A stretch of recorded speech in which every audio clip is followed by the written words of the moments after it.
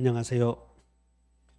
방문각 제2회 모의고사 민법 해설 강의를 해드리겠습니다. 먼저 분석을 보면 모의고사 내용의 분석을 해보면 우리 공인중개사 시험은 민법에 예를 들면 최근 1년, 2년, 3년 분석을 봤을 때 첫째,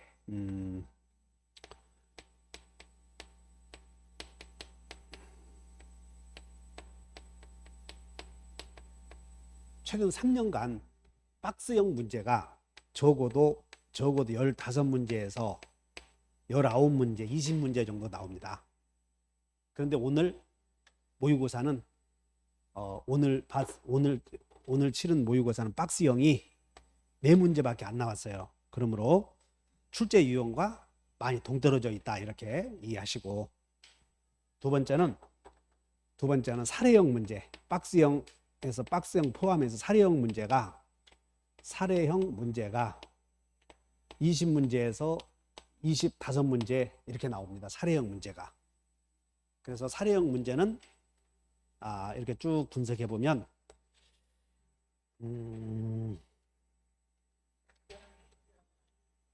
사례형 문제가 20문제에서 25문제 정도 나오는데, 이게 지금 오늘 출제된 내용은 11문제이므로 기존의 실제 시험 유형과 차이가 좀 멀리 떨어져 있다. 그 다음에 세 번째는 단답형 문제.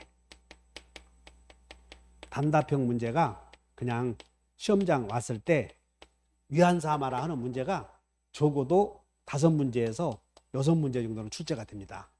그래서 여기 이렇게 분석해 보면 단답형 문제가 유치권의 소멸 사유, 계약의 유형, 79번에 5분의 4 이상의 동의를 요하는 경우 해서 5문제 정도가 출제가 되었습니다. 그래서 단답형 문제는 흔히 우리 시험에 5문제 정도가 출제가 되는데, 오늘 실제 유형에서는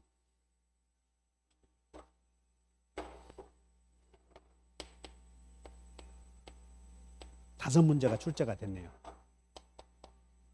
그리고 실제 유형에서 11문제가 출제되고, 여러분은 모의고사 유형과 실제 시험 유형과 차이가 많다는 것을 조금 여러분 인식해 주셨으면 좋겠어요. 그래서 모의고사에서 점수가 많이 나왔다 또는 점수가 적게 나왔다, 이런 것들은 보시다시피 기본적인 이 유형에서 벗어나 있으니까 그것을 가지고 여러분들의 내가 지금 어느 정도 내 실력이 되어 있는가 이렇게 보지 마시고, 그냥 이 지문 중에서 아는 것, 모르는 것, 이걸 중심으로 점검해 주셨으면 좋겠다, 이런 생각이 듭니다. 자, 그럼 이제 어쨌든 내용은 똑같아요. 내용은. 근데 출제 유형이 이렇게 다를 뿐이지. 그러면 문제 들어갑니다. 법률행위. 그러면 농지, 그냥 읽을 거 없어요. 농취증 나오면, 농취증은 여러분들 등기법에서 등기 신청 시에 첨부 서류다 그 말이야. 신청서에 필요한 첨부 서류. 그러니까 이거는 아무 요건이 아니지. 앞에 볼 것도 없어요. 무효를 주장할 수 있다. 그러면 무효는 이해관계를 맺은 사람은 누구나 할 수 있잖아요. 무효 그러면 누구나 할 수 있다. 세 번째, 도달 후에는 여기 딱 보면 철에 나오면 전철 탔다. 철에 나오면 전철 탔다. 그러니까 철에 흘려거든 항상 그 앞에 전이라는 말이 나와야 돼. 근데는 후철은 없지. 후철은. 그래서 전철 탔다. 후추 먹고 전철 탔다. 그래서 맞고, 과실 없이 딱 나오면, 여기 우리 과실 없이 이렇게 나오면 공시송달 물어보는 거예요. 공시송달 봤더니 여기 나오잖아요. 과실 없이, 그러면 공시송달 있다, 이렇게 맞고, 그 다음에 해약의 고지 없이 단순히 각서에 서명하라. 여기는 중요한 것은 봐요. 강박이라고 하는 것은 너 뺑소니 너 고발한다. 그러지 않으면 다리를 부지러 놓겠다. 해약의 고지. 너 빨리 뺑소니 너 고발하겠다. 그래서 단순히 고발하겠다. 그것은 위법성 강박이라고 볼 수 없는데, 여기 보니까는 해약의 고지 없이가 중요한 거지.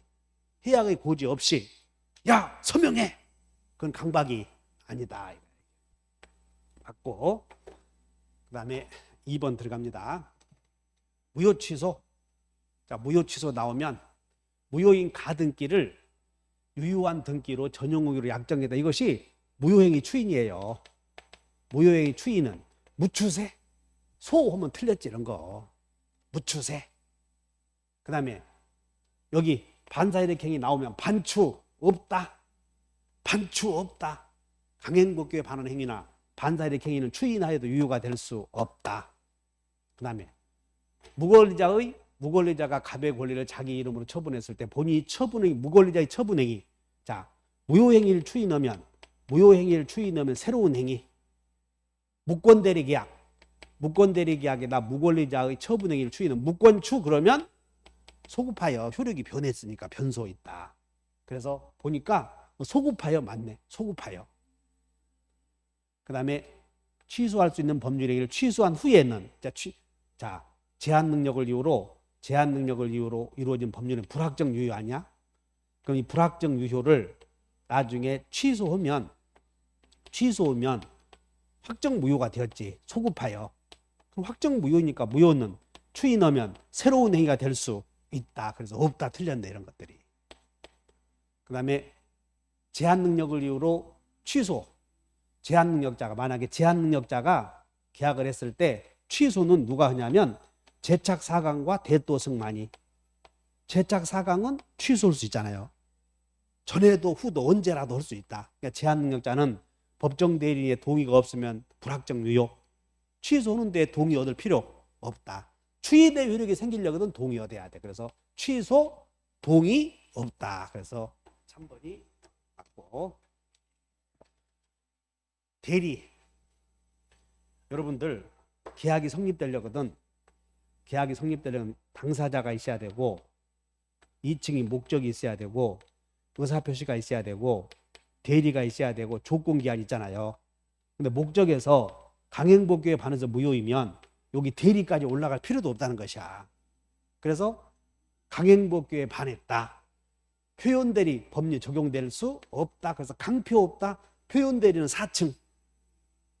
강행법규는 목적에서 3층. 그러므로 적용될 수 있다. 그냥 틀렸네. 여기 상대방 없는 단독행위 무권대리는 여기 상대방 없는 단독행위는 그냥 외워놔야 돼요. 상대방 없는 단독행위 무권대리 계약은 여기는 확정적이고 절대적 무효야. 확정적이고 절대적 무효. 그러니까 절대적 무효다 그 말은 누구에게나 무효로 다뤄지니 추인하여도 유효가 될 수 없다. 그리고 상대방이 없는데 어디다가 추인하냐는 것이야. 그래서 확정적으로 무효이다. 이거 잘 외워놓으셔야 돼. 여러분들 무권대리에서 우리는 계약의 무권대리를 주로 배우는 거고 상대방 없는 단독행위 무권대리 계약은 5년에 한 번씩 지문으로 수재해. 5년에 한 번씩. 상대방 없다. 그러면 추인할 수 없다. 이렇게. 자, 본인의 허락이 없는 자기계약. 자기계약은 협의의 무권대리예요. 협의의 무권대리므로 추인하면 세가 될 수 있지. 그래서 유효가 될 수 있다. 맞고. 권한을 정하지 않은 임의 대리인, 대리권의 범위가 불분명한 임의 대리는 보이기에 있다. 권한을 정하지 않는 보존행위, 이용행위, 계량행위 있다. 그러면 본인의 미등기 부동산에 관한 보존등기는 보존행위거든. 보존행위. 그러니까 있다. 맞고. 그 다음에 대리인이 자기의 이익을 위하여 배임적 의사표시를 하였다. 이게 대리권 남용. 대리권 남용의 경우에는 원칙이 유효지. 다만 상대방이 알았거나 알 수 있었을 때에는 대리인의 행위에 대하여 책임이 없다. 그래서 본인은 본인에 대해서 효력이 없다. 그래서 맞는 표현이네요. 그래서 정답이 1번.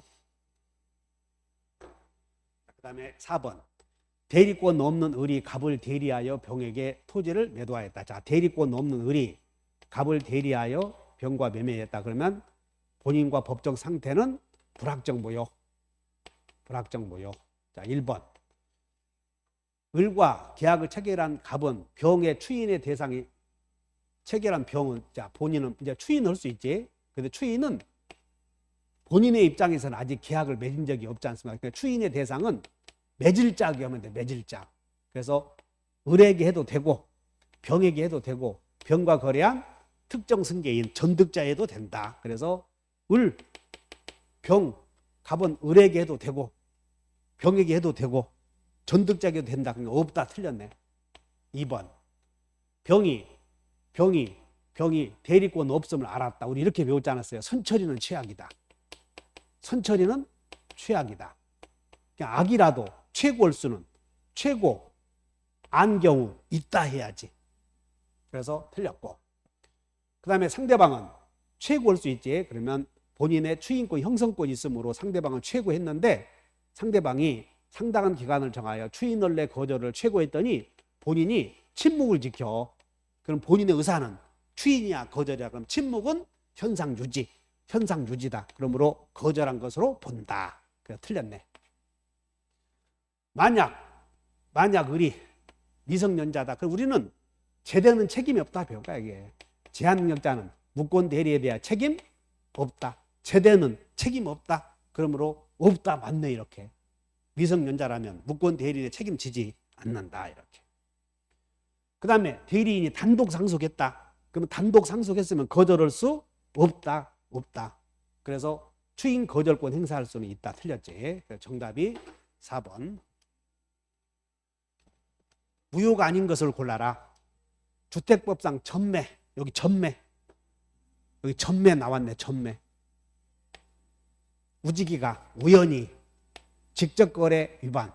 우지기가 무전을 무허가 영업행위. 그 다음에 미등기 전매. 그리고 중간생략 등기. 그래서 우지기가 무전을 생략했다 그러면 단속규정 위반. 그래서 유효. 그러니까는 1번은 유효. 허가 없이 나오면 여기 무허가고 허가 없이가 구별해야 돼. 무허가는 한 번 허가 받는 거고 처음에 계약을 영업을 하려거든. 근데 허가 없이는 무슨 영업하려고 허가 받는 게 아니고 그때마다 받는 조치가 허가야. 그러니까 허가 없이 그러면 효력규정 위반. 허가 없이 초과 신탁 그럼 이렇게 나오면 효력규정 반해서 무효. 여기 우직이 나왔네. 우직이 유효. 그 다음에 공무원에게 청탁해서 직무에 관해서 청탁해서 돈을 주기로 한 약정은 반사일의 경이지. 그래서 무효가 아닌 것을 골라라. 기억? 디귿 단속규정 위반. 단속규정을 골라라 이렇게 나왔네요. 조건부 법률행위 틀린 것을 골라라. 틀린 거. 자, 정지조건부 법률행위는 우리는 시발, 정발, 해소, 종소. 시발, 정발, 해소, 종소, 소급표 없다 이렇게 외웠지. 시발, 정발, 해소, 종소, 소급표 없다. 그럼 정지조건은 발생하는데 불성취로 확정되면 무효지. 정성발. 그래서 맞고. 조건을 붙이는 것이 허용되지 않는 법률행위에 조건을 붙이면 그냥 분리하여 무효로 할 수 있다고. 조건 배우면서 조건은 기본 법률행위와 일체성을 이루고 있어요. 일체성. 그러니까 여러분들은 분리하여만 나오면 그냥 분리하여 그러면 뒤에는 없다 해야 되는 거예요. 그냥 볼 것도 없어. 분리하여 이런 말이 나오거든. 그럼 분리하여 그러면 없다, 있다 틀렸네. 즉 조건은 기본 법률행위와 분리하여 효력을 결정할 수는 없다. 자, 여기 소급표가 없는데 시발, 정발, 해소, 종소 소급표가 없는데 조건의 경우에는 기한과는 달리 조건의 경우에는 특약에 의해서 소급표 인정해도 된다. 그래서 소급하게 할 의사를 표시했다. 그러면 그 의사에 의한다. 맞네. 그래서 틀린 것은 분리하여 없다. 외우면 돼요. 분리하여. 근데 분리하여 있다가 하나 있었지. 지상권만 따로따로 분리하여 있다. 불공정한 법률행위. 법률행위는 일단 법률행위는 공정하게 이루어졌을 것이다. 불공정하게 이루어졌을 것이다. 일단. 그러지. 법률행위는 공정했을 것이다. 그러므로 불공정하다는 사실은 무효 주장자가 첨부 증명하라. 그래서 증여는 주고받은 것이 없으니까 공정성 여부를 논할 수가 없다. 틀렸고. 자, 불공정한 법률행위 무효 나오면 전전세 부과 무효행위 전환 적용된다. 추인하면 새로운 행위가 될 수 있다. 그래서 없다. 틀렸고. 자, 법률행위가 대리인에 의해서 이루어졌다. 그러면 대리인에 의해서 이루어진 법률행위는 유효 무효를 판단할 때는 전부 대리인을 기준으로 해서 판단하는데 궁박만 나오면 궁박만 본인 기준 맞네. 경매나 증여의 경우에는 불공정 행위라는 것은 존재하지 않는다. 그 다음에 불공정한 법률행위에 해당하는지 여부 그냥 우리는 판단 시기 나오잖아요. 판단 시기 그러면 판단 시기 그러면 성립시 이행기를 기준으로 한다. 틀렸지 이런 게. 유효무효 판단 시기는 성립시. 그러니까 계약 체결 당시에 알고 이용해서 폭리를 취해야지. 나중에 불공정하더라. 그건 불공정한 게 아니지. 3번 4번. 자, 저당권의 설정은 자, 갑의 토지 소유권이 을에게 이전된다. 그 다음에 소유자는 법률의 범위 내 사용, 수익, 처분 이때 사용 수익권만 넘어가는 것을 소유권이 통째로 넘어가는 걸 이전한다. 사용 수익 처분권 중에서 반만 넘어간다. 이것을 설정한다 그러잖아. 설정한다. 그래서 저당권의 설정은 통째로 넘어가요. 반만 넘어가요. 그냥 반만 넘어가면 설정 승계. 통째로 넘어가면 이전 승계. 그러므로 1번 틀렸다. 소유권의 포기. 유재석의 소포는 집에 없다. 유재석의 소포는 집에 없다. 맞고. 승낙 연착의 통지. 객관적인 사실을 연락해 줬지. 관념 통지. 그 다음에 무주물의 선점은 원수 취득. 맞고. 추인 여부에 대한 확답의 최고는 의사의 통지. 맞네요. 그래서 1번이 틀렸다.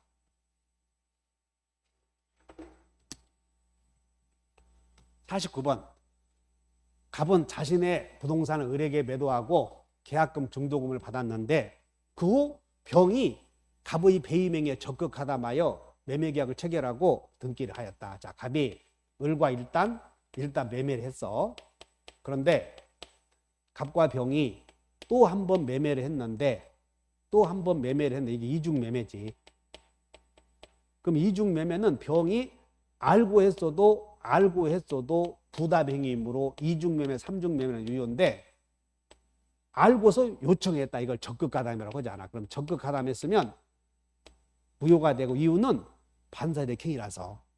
그러면 갑과 병은 서로 다 반사이득 행위를 했으므로 반청 없다. 이행한 후에는 반은 청구 못해. 그러면 반사이득 이중 매매 나오면 제일 매수인 4개 있고 4개 없다. 우리 배우지 않았어요. 4개 있고 4개 없다. 그럼 4개 없는 게 자, 직접 없고 진정명이 없고 유치권 없고 채권자 취소권 없고 유체 없다. 4개 있는 건 무효 주장할 수 있고 채무불이행 주장할 수 있고 불법행위 주장할 수 있고 소유자를 대위할 수 있다. 무채불 대위 있다. 1번. 을은 병에게 자 그러니까 반사이득 이중매매 나오면 여러분들 다른 거 보지 말고 제일 매수인의 지위를 보는 거예요. 그래서 항상 시험은 을은 이렇게 물어봐. 을은 봐. 직접 그러니까 있다 틀렸지 않았어. 직진 없다 이런 거 껌이지 껌. 여기 있네. 무채불이 있다. 불법행위. 불법행위 책임 물을 수 있다. 그 다음에 갑은 계약금 배액을 상환하고 해지할 수 있다. 여기서 중도금을 받았지 않습니까? 그러니까 중도금을 받았으므로 계약금 계약을 이후로 해지할 수는 없다. 그 다음에 병명의 등기는 추이 넣으면 우리는 갑과 병 사이의 매매는 반사이득 행위다. 무효다. 그러면 여기서 일부가 무효 전전세. 그래서 반사이득 행위를 추인하여도 세가 될 수는 없다. 그 다음에 갑과 병 사이의 무효는 제3자에게는 절대적 무효. 그러므로 절대적 무효이므로 정은 선이라 하더라도 요 이중 매매가 유효라고 주장할 수는 없다. 그래서 정은 갑병 간의 매매가 유효라고 주장할 수 없다. 이거 잘 외워놓으면 돼요. 그래서 반사이득 이중 매매 나오면 4개 있고 4개 없다 해서 해결했을 거예요. 금방. 차고 옳은 것을 골라라. 자, 1번 취소하지 않기로 약정했대요. 그러면 차고 취소 배제 약정은 109조는 임의 규정이므로 유효. 그건 취소할 수 없다. 틀렸고. 건물과 그 부지를 현상대로 매수했는데 부지의 지분이 조금 부족하다 그러면 경제적 불이익이 없지 않습니까? 그래서 경제적 불이익이 없으므로 중요 부분의 착오가 아니다. 틀렸고.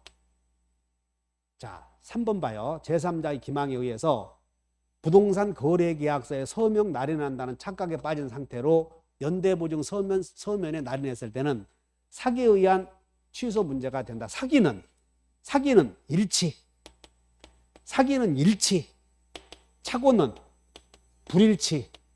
근데 여기서 제3자의 기망을 보지 말고 지금 제3자의 사기에 의해서 자, 갑이 A의 사기에 의해서 지금 부동산 거래계약서에다가 서명한다고 했는데 나중에 보니까 연대보증 서면 자, 갑의 의사는 부동산 계약서에 서명.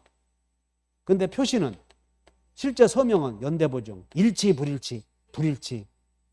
사기가 아니지. 그래서 착오만 적용된다. 그러므로 사기에 의한 여부가 문제된다. 틀렸고 요거 여러분 이거 주의하셔야 돼요. 잘 나오니까. 그 다음에 중대한 과실이 있다. 자, 중과실이 있다. 상대방이 악이다. 그런데 중과실 있으면 취소 못하죠. 근데 상대방이 악이면 취소할 수 있다. 그래서 맞고. 동기의 착오는 동기는 의사를 구성하는 요소가 아니잖아요. 의사를 결정하는 단계에서 의사를 결정하는 단계자. 착오. 갑이 96만 원에 팔아야 되겠다. 의사. 그래서 표시 16만 원. 그러면 의사를 결정하는 의사 결정 단계에서 문제가 생긴다. 의사 결정 단계에서 갑이 술 먹고 했다면 의사 무능력으로 무효. 그다음 의사 결정 단계 사기 당했으면 취소. 의사 결정 단계 협박했으면 취소. 근데 의사 결정 단계 스스로 판단을 그르쳤다는 게 동기의 착오 아닙니까? 그러니까 동기는 의사 결정 단계에서 판단을 잘못한 것이므로 의사 표시가 아니지. 따라서 동기의 착오는 의사 표시가 아닌데 유발되었다면 표시된 거 아니야. 표시되거나 유발된 거나 제공된 동기는 취소할 수 있다. 그래서 5번이 틀렸네. 정답이 4번.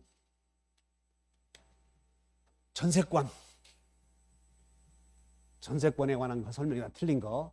전세금은 기존의 채권으로도 그냥 여러분들 전세금 가름한다 이거 외워버리면 돼.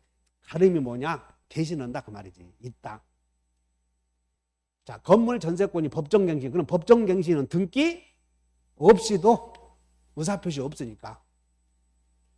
존속기간을 정하지 않았다. 그러면 여기는 토지 전세권의 경우지. 여기 토지 전세권의 경우 존속기간을 정하지 않았다면 각 당사자는 6개월이 경과해야 전세권의 소멸 통고를 할 수 있다.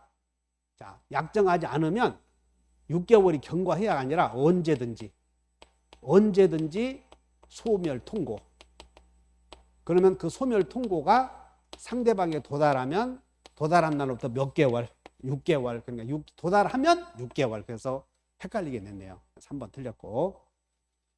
그 다음에 건물 전세권자 인지 소유자 사이에서도 소유권자에게 인정되는 상린관계에 관한 여기 상린관계 그러면 물권법에서 상린관계에 관한 규정이 준용되다 그럼 다 오는 거예요. 안 되는 게 없으니까.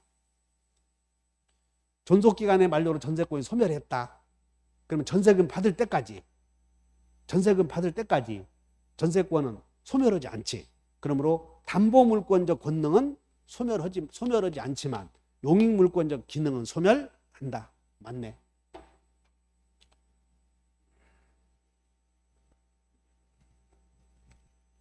그 다음에 점유자 회복자 나오면 여기는 계약 점유자 유복자는 계약을 체결했는데 유효가 아닌 무효이거나 아주 계약이 없는 경우에 적용돼. 그럼 여기서 우리는 소유자가 무단 점유자에게 물건 내놓으셔 한단 말이야. 그러면 이제 소유자는 무단 점유자에게 물청, 부당이득 반환 청구, 손해배상 청구할 거 아니야. 그럼 물건 내놓으면서 이 사람이 선의 점유자라면 부당이득 책임은 없다. 과실을 수취할 수 있으니까. 그래서 선부 없다. 근데 악의 점유자는 반환해야 되니까 틀렸지. 이렇게 선의 점유자만 선부 없다. 2번 점유자가 점유물 반환 청구권을 행사했을 때 침탈된 날로부터 몇 년 내에 1년. 점유자가 필요비를 지출했다. 비용만 나오면 비누 있다. 비용은 누구에게나 인정된다. 그래서 인정되는데 가액의 증가가 현존하는 경우에 하나에 그러면 비용이라도 유익비를 가리키는 거예요. 유익비. 그래서 틀렸고, 그 다음에 점유자가 점유의 방해를 받을 염려가 있을 때에는 방해 예방 또는 예또 담, 손해배상의 담보 맞네. 예또 담 이렇게 예또 담 맞네. 그냥 예또 담 하면 맞는 거야. 담 받을 염려가 있을 때는. 그 다음에 점유물이 점유자의 책임 있는 사유로 멸시 선자, 소유의 의사가 없는 점유자 그러면 선타잖아. 선타, 타주 점유자 선이. 그러니까 선자는 현존이익이고 나머지는 손해 전부. 그러므로 현존이익 한도에서 틀렸네. 여기는 소유의 의사가 없다. 타주 점유. 선이다. 그러니까 선타 아니야. 선타. 그러니까 선자는 현존이익. 예, 틀렸네. 그냥 이번 지문은 그냥 어렵게 낸 것 같지는 않습니다. 그냥 위안 삼아라고 해서 용기를 내서 좀 공부를 하시라고 낸 것 같으네요. 지역권. 자, 지상권자는 인접한 토지의 통행지역권을 시효 취득할 수 있다. 여기 그냥 시효 취득할 수 있는 사람은 자, 갑의 토지가 있고 을의 토지가 있고 여기가 공공도로라고 보자. 그러면 이 갑이 공로로 나가기 위해서 을의 토지를 지나다닐 때 이게 통행지역권인데 이 지역권은 요역지의 편익을 위한 권리야. 편익. 요역지의 소유자가 아니라 이 요역지의 편익, 그러니까 이 요역지를 사용하는 사람은 다 지상권자가 될 수 지역권자가 될 수 있어. 대부분 요역지 소유자가 인정되잖아요. 근데 지역권은 요역지 소유자의 편익을 위해서 아니라 이 갑의 이 땅 자체의 사용 가치, 교환 가치를 증대하기 위해서. 그렇기 때문에 이 땅을 이용할 수 있는 사람은 꼭 소유자여야 돼. 아니어도 돼. 아니어도 된다. 그러므로 지상권자도 될 수 있지. 그리고 이 승역지 지역권을 설정해 주는 사람은 꼭 승역지 소유자여야만 하는 거 아니지. 그러니까 지상권자도 지역권 취득할 수 있고 지상권자도 지역권 설정할 수도 있고. 그러면 지상권자가 지역권 설정해 주면 지상권은 등기부 을구에 있지 않습니까? 을구 부기 등기로 하는 것이야. 부기 등기로. 자, 그래서 1번 맞고, 요역지와 승역지는 요전, 승역지는 그래 요전 승일 배웠네. 요전 승일 여러분들 참. 그러니까 요역지는 전부에 대해서 그러니까 반드시 한 필의 토지일 필요는 없다. 그런데 요역지 때문에 틀렸지. 승역지는 하면 맞지만. 지역권은 독립한 물권으로서 여기 또 나오네. 분리하여 그럼 뒤에는 없다. 틀렸네. 그 다음에 요역지가 수인의 공유. 이 땅이 수인의 공유인 경우 요역지가 수인의 공유인 경우 유리한 제도는 다른 공유자에 대해서도 효력이 있다. 수인인 경우 그중 1인에 대해서 불리한 제도는 다른 공유자에게 효력이 없다. 그러면 지역권 소멸시효 정지야. 지금 A와 B가 이 공유하고 있는데 이 A에 대한 소멸시효가 정지되는 건 소멸시효 정지는 유리한 제도지. 소멸시효가 중단되거나 정지는 소멸시효가 완성되면 갑은 지역권이 없어져 버리니까. 그래서 소멸시효 정지는 유리한 제도. 그럼 다른 공유자에 대한 효력이 있다. 그래서 4번 틀렸고. 토지 공유자 1위는 자, 지역권의 불가분성. 지역권에서는 너 죽고 나 살자 할 수 없다. 같이 살고 같이 죽자. 그런데 사는 쪽으로. 그러므로 요역지 공유자 한 사람은 자기 지분을 소멸할 수 없다. 그래서 있다. 틀렸네. 이렇게.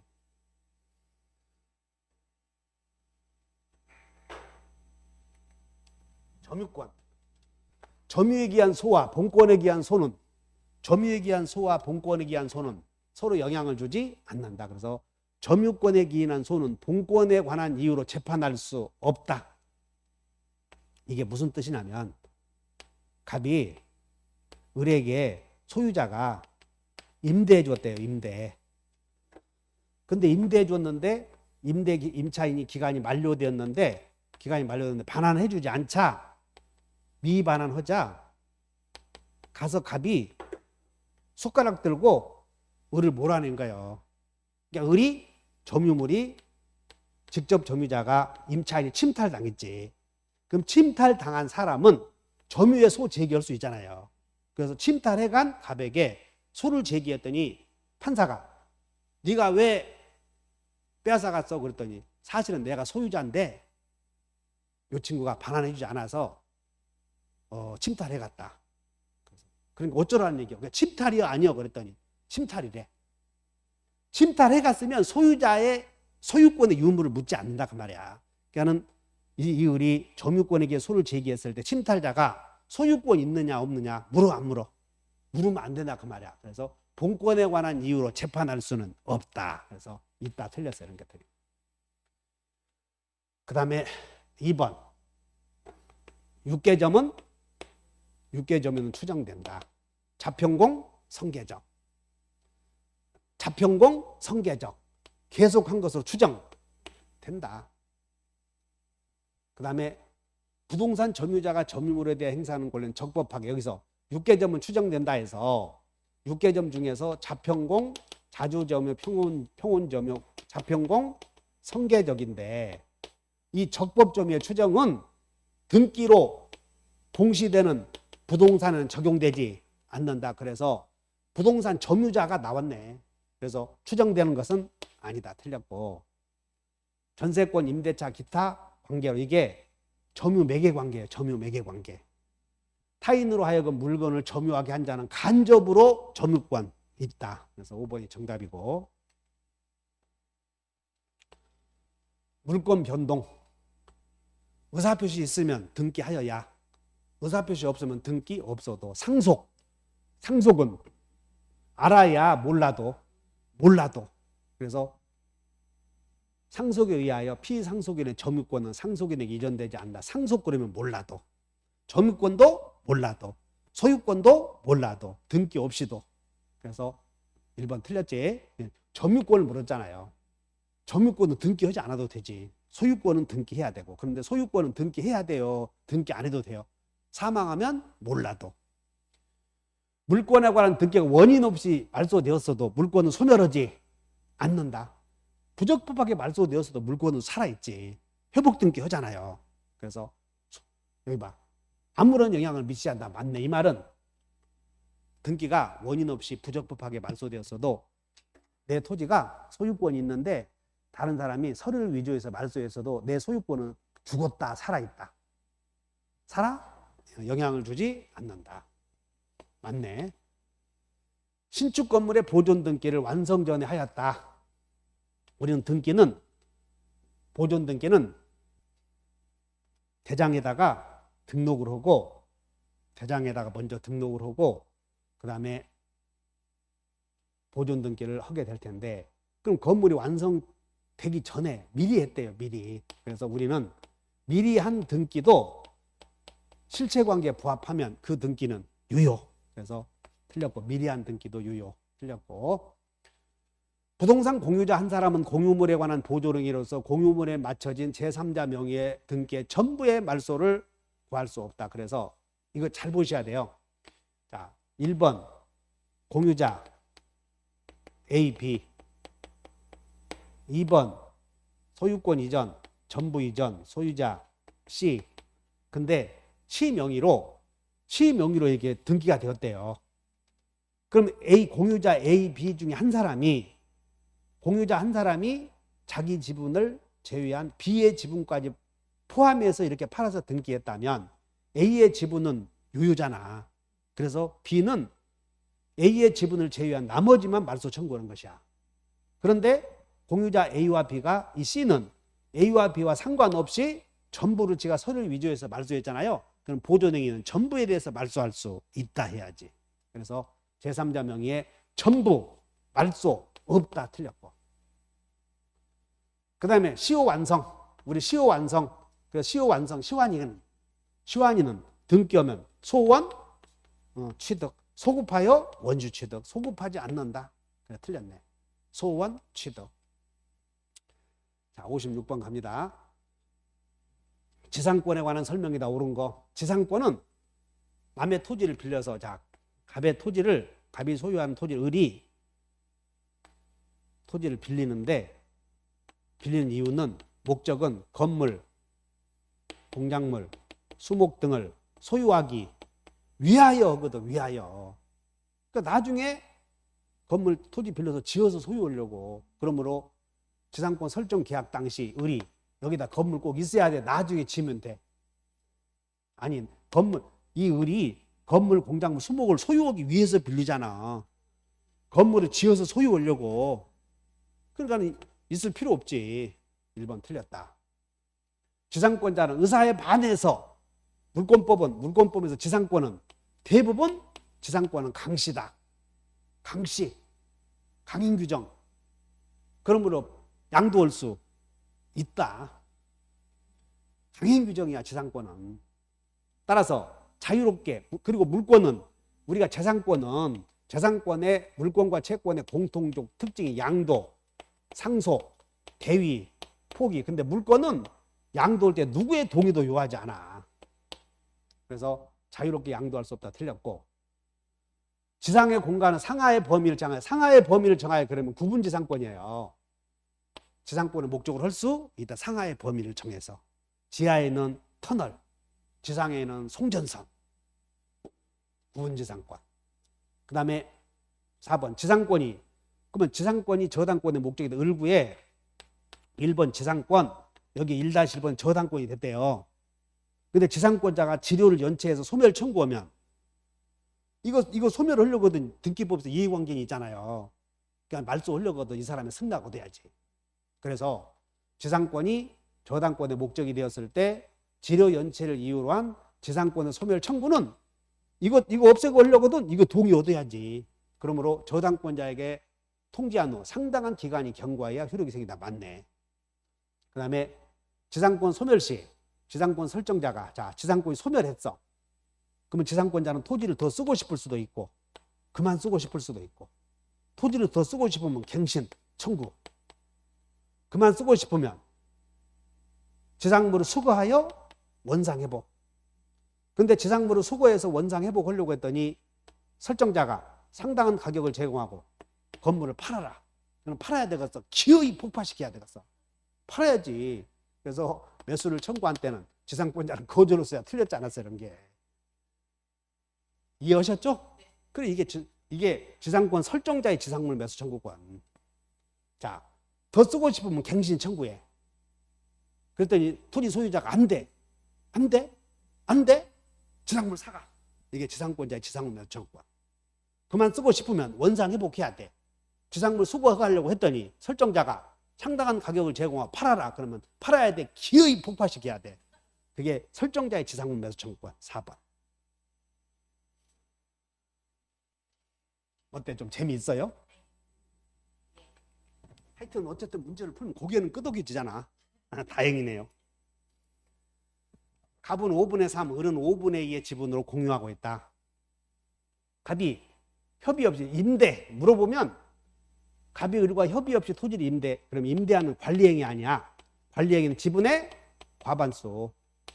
그러므로 지분의 과반수 갖고 있는 5분의 3은 마음대로 할 수 있다. 그러므로 병에게 토지를 청구할 수 없다. 이렇게 되네. 병은 적법점유자니까. 갑으로부터 병에게 임대했다. 그러면 갑이 5분의 3 갖고 있다. 적법한 임대다. 2번. 갑이 을과 협의 없이 토지를 병에게 임대한 경우 병은 을의 지분에 상응하는 차임에 대하여, 그러니까는 이 갑이 5분의 3 갖고 있는 갑이 5분의 2 갖고 있는 을의 허락 없이 병에게 임대했을 때는 이 사람은 무단점유자냐 적법점유자냐.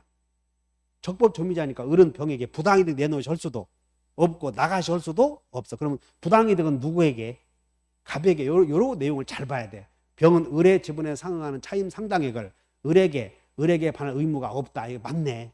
그냥 병은 없고 을은 갑에게 이 여러분들 3번이 2번이 가장 많이 틀리니까 주의하셔. 그 다음에 X토지를 줘봐. X토지를 제3자가 무단으로 점유하는 경우 소수 지분권자도 전부를 자기에게 내놓을 수 있다. 보존행위. 5분의 2 갖고 있는 을이 갑과 협의 없이 5분의 2에 해당하는 특정 부분을 배타적으로 사용하는 경우는 무단점유예요. 무단점유. 그러므로 갑은 내놓을 수 있다. 그래서 틀렸네. 4번은. 갑이 토지 전부를 을의 동의 없이 매도하여 매수인 명의로 등기를 마친 경우, 자, 갑이 이 토지를 을의 동의 없이 병에게 팔아서 등기를 마치면 일부 이전 등기 전부 했겠지. 그러면 갑의 5분의 3만큼은 유효요, 무효요? 유효. 그래서 5번은 맞고.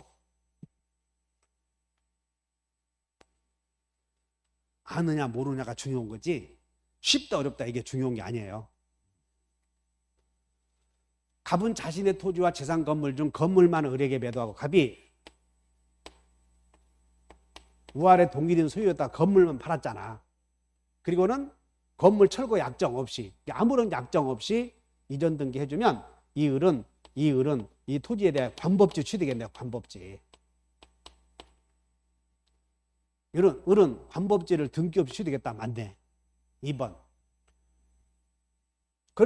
그런데 이 상태에서 을이 다시 병에게 팔아서 이 건물을 병에게 팔아서 병이 이 토지에 아직 등기 없이 살고 있겠지. 그러면 이 병은 법정 지상권자로부터 건물을 양수한 자. 그래서 이 병은 점유할 권리가 있고 그래서 을에게 등기 청구권이 있고 갑에게는 을을 대위할 수 있고 토지 사용료는 부당이득으로 반환하라. 점등대부 있다. 그러므로 갑은 병에게 부당이득 반환 청구할 수 있다. 여기 부당이득 청구할 수 있다. 그 다음에 갑이 그 후에 여기서 이 상태에서 갑이 정에게 토지를 양도했대. 정에게. 그러면 정은 병에게 건물을 철거하라 할 수 없다. 병은 점유할 권리 있잖아요. 그래서 물어보면 갑이 정에게 토지를 양도했을 때 을은 지금 이 상태에서 법정 지상권자는 을이에요. 그래서 병은 을에게 지상권 이전 등기 해주시오. 따라서 을은 등기 없이도 누구에게나 지상권 주장할 수 있다. 틀렸네. 그 다음에 여기 갑이든 정이든 병에게 건물 철거시 할 수 없다. 점유할 권리가 있으니까. 그래서 원칙상 허용되지 않는다. 맞고. 만약 이 병이 토지를 이 건물을 매매하지 않고 경매로 취득했다면 등기 없이도 법정지상권 취득한다. 맞네. 경매 등기 없이도. 부합은 2개 취급해요? 1개 취급해요? 부합은? 그러면 부합이 아니요. 저렇게 2개의 물건이 붙어서 1개로 취급하는 게 부합이야. 토지와 건물이 2개로 취급할 수밖에 없고 그러니까 그 부합이 안 되지. 그러니까 남의 땅에다가 무단으로 나무를 심어놓으면 2개예요, 1개요? 1개가 부합이요. 그러니까 부합이다 그러면 1개, 부합이 아니다 그러면 2개. 자, 부합 1개다. 지상권자가 남의 땅에다가 건물을 지었다면 부합이 아니요. 부합이 아니지. 그래서 지상권의 소유도 된다. 맞지? 부합이다면 토지 소유자가 되잖아. 여기는 부합이요, 아니요? 지상권자가 갑이 소유하는 땅에 지상권자가 건물 지었으니까 별개요, 따로따로요, 하나요, 2개지. 그러니까 부합이 아니다. 그럼 지상권자 소유다 같은 거지. 이런 게 부합이 아니다 이 말이나 지상권자 소유다 이 말이나 같아. 맞다. 2번. 여기 적법한 권한 없이 그랬어. 그런데 보니까는 농작물이야. 농작물. 배추. 농작물이지. 농작물은 언제나 누구 소유? 경작자 소유. 농작물은 부합이 아니다. 부동산과 부동산도 부합될 수 있나요? 여기서 주의할 건 토지와 토지는 부합이 안 돼. 그러나 토지와 건물은 부합이 될 수 여기 안 돼. 그러나 건물은 부합이 될 수 있지. 건물과 건물은 임차인이 임차인이 건물 빌려서 건물에 증축했는데 독립이 안 돼 있어. 그럼 부합이지. 그냥 부동산과 부동산도 부합될 수 있다. 경우의 수가 여기 건물이 있을 수 있으니까 맞고. 건물 임차인이 권원에 기하여 증축했대. 근데 증축했으면 딱 보니까 독립을 봐야 돼. 독립. 그래야 두 개 취급할 거 아니야. 독립성이 없다. 그럼 한 개다. 그래서 임차인 소유하다 틀렸대. 부합이다. 그래서 이 부합은 한 문제 꼭 나오니까 공부를 잘 해놓으셔야 돼요. 부합은 한 문제 꼭 나와. 시험에 단순형이지만. 해결됐죠? 여기는 부합이 아니다. 농작물은 경작자 것이다. 부동산도 부합할 수 있다. 건물 임차인이 권원은 맞아. 건물 임차인이 권원이. 근데 뒤에 보니까 독립이 없다. 그러면 두 개가 될 수 없잖아요. 그래서 임차인의 소유에 속한다. 이 말은 임차인의 소유에 속한다. 그 말은 두 개다. 그 말 아니야. 그래서 두 개다 하나다. 이거 잘 봐야 돼요. 그래서 59번에 한번 저당권. 지상권과 전세권은 저당권의 목적이 될 수 있다. 맞고. 저당권은 분리하여 나오면 그냥 그것만 알아도 한 세 문제 맞히네. 분리하여. 그런데 분리하여 있는 게 주택임대차에서 주택임차인의 임차보증금은 금융기관이 분리하여 양도받을 수 있어. 그래서 금융기관이 임차권과 분리하여 보증금 채권만을 양수받은 경우 우선 변제권자의 지위를 승계한다. 이렇게 아시면 돼. 주택임대차에서 나오는 거지. 민법에서는 분리하여 그러면 다 없다. 지상권은 분리하여 있다. 그러니까 분리하여 있다는 보니까 저당권 안 돼. 지상권만 있으니까. 그 다음에 채권이 가면 저당권도 소멸한다. 부종성. 저당권 효력은 특별한 사정이 없는 한 그냥 종물에도 미친다. 부합물에도 미친다. 저당물의 제3취득자. 제3취득자는 구상권이 있다. 경매인이 될 수 있다. 목적물에 비용을 투입했다면 비용의 우선 변제 받을 수 있다. 그래서 구경비 받는다. 이렇게. 정답이 3번. 5분 휴식? 5분간 휴식? 다 해버려? 응? 61번 상린관계. 고지 소유자는 이웃의 낮은 땅에서 자연히 흘러들어오는 물을 자기 정당한 사용 범위를 넘어서 막지 못한다. 고지 소유자가 막 막아버리면 안 되지. 밑에 사람들 또 물도 써야 되는데. 그러면 고지 소유자가 자연적으로 흘러가는 물을 막아버리면 밑에 사람들 어떻게 하겠어? 쇠스랑 들고 날라오지. 쇠스랑 들고. 막지 못한다. 막고. 주의토지 통행권자는 통로를 개설하는 경우 통로를 개설했다면 개설을 했으니 지가 비용 부담해야지. 그래서 유지 비용을 부담한다. 그 다음에 통행권이 제대로 기능을 발휘하기 위해서 필요한 경우 통행권자는 통행지 소유자가 적법하게 설치해둔 담장도 철거라 할 수 있다. 맞네. 경계에 설치된 담이 상린자의 공유인 경우 분할 청구하지 못한다. 그 다음에 경계선 부근의 건축이 경계로부터 반 미터 이상의 거리를 두어야 하는데 이를 위반한 경우에는 위반했다. 그러면 철거 청구할 수. 이제 위반했다. 그러면 건물이 완성되기 전에 할 수 있지만 건물이 완성되면 철거 청구할 수는 없다. 손해배상만 청구하는 거지. 여기서 건물의 완성된 후 여기를 봐야 돼요. 유치권의 소멸 사유, 포기, 점유상실, 멸실, 채권 소멸, 소유자 목적물 양도. 이거 틀렸지. 왜냐하면 유치권은 소유자가 누가 되든 무슨 상관이야. 저당권도 누가 되든 무슨 상관이냐고. 그러니까 용익물권이나 담보물권은 소유물의 소유자가 변동돼도 소멸하지 않아. 그냥 승계하잖아요. 틀렸고. 근저당권. 옳은 거. 확정 전. 피담보 채무 확정 전에는 계약의 내용을 다 바꿀 수 있는데 채무자를 바꿨다면 특별한 사정이 없는 한 변경 후에 채무자에 대한 채무는 담보되지 않는다. 그래서 후만 담보된다. 맞네. 후만 담보된다. 그 다음에 기간의 정함이 없는 경우 언제든지 해지할 수 있다. 그래서 해지. 그래서 피담보 채무 확정 사유는 피담보 채무의 확정 사유 도해 신납 파괴, 도해 신납 파괴, 결산기 도래, 해지, 경매 신청, 경락대금 납부, 채무자의 파산 선고, 회생 절차 개시. 그래서 해지 맞고, 자봐, 근저당권자가 경매 신청했다 여기. 그러면 신납인데 신청한 사람은 신청시, 신청하지 않은 사람은 납부시. 그러면 근저당권자가 경매 신청했죠. 그럼 신청했으니까 납부시야 신청시야? 신신안납. 신청한 사람은 신청시. 여기는 근저당권자가 신청했잖아요. 그러니까 신청시해야 되는데 납부시에서 틀렸지. 신신안납. 옳은 것 이해하셨어요? 신신안납. 64번 201호, 202호 전체를 수리하는 공사를 했는데 공사대금을 주지 않았대. 여기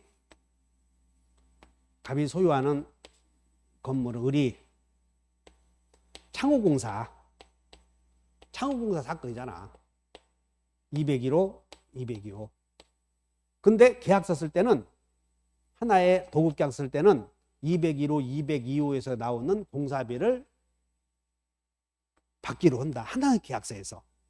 그러므로 채권과 목적물 반환 청구권이 동일한 법률 관계에 생긴 경우에도 유치권 인정되고, 유치권의 불가분성은 목적물이 여러 개의 경우에도 또 분할 가능한 경우에도 적용된다. 불가분성이라고 하는 것은 수리비, 지금 여기 1억 5천, 여기 1억 5천. 그러면 합해서 3억을 받아내기 위해서 201호만 유치할 수도 있다. 두 개 다 해도 되고. 그럼 201호만, 지금 여기는 갑이 201호만 점유하고 있다. 그러므로 갑이 이렇게 을이 수급인이고 도급인, 갑이 수급인인데 201호만 점유하고 있으면 201호에서 나온 수리비만 받아 202호까지 받아. 그래. 그래서 갑의 유치권은 전체에 대해서 성립한다. 맞네. 불가분성. 근데 여기서 갑은 201호, 202호 전체에 대해서 경매에 201호만 해야 돼. 유치권은 점유하는 것만 있잖아요. 그러니까 이건 틀렸지 이렇게. 그 다음에 3번. 갑은 경매 절차에서 매각되면서 유치권자는 족보가 있나요 없나요? 그러니까는 배당에 참여하면 저당권자 가만히 있어 밀어내. 우선 변제 없다. 갑이 을에 승낙 없이 이것을 병에게 임대했다. 그러면 의사에 반해서 보존행위 했죠. 그러면 나가시 할 수 있다. 그래서 유치권 소멸을 청구할 수 있다. 틀렸고.